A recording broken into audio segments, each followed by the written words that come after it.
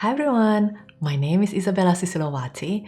I'm an Excel and Power BI enthusiast with decades of business experience. In this video, I'd like to show you useful tips on how we can quickly merge two columns into one column. Super duper easy.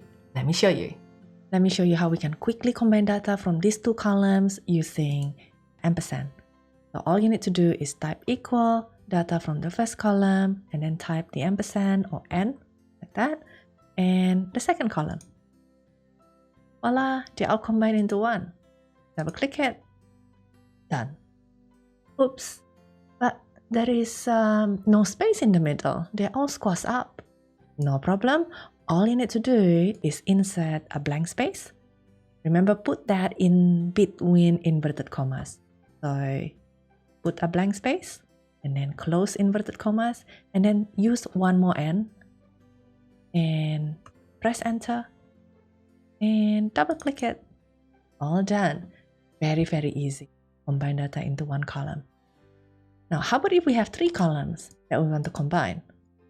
Problem, same thing, just type equal the first column and put space in between inverted commas, put another n, combine it, put another n, put the space in between inverted commas and put another n, type that, done. Double click it. Easy, isn't it? Now, what if we want a comma to separate the name and the age column? So what we can do is in the last space in here, instead of just putting a space, you can add a comma in between the inverted commas. So I'm going to just insert it there and look at that. After you double click it, now we have commas in the middle. And you can also use the n at the end and maybe put people's age. Old. Ta-da!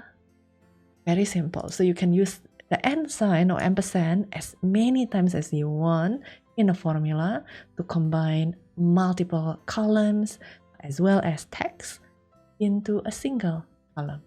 I hope you find the video useful and see you next time.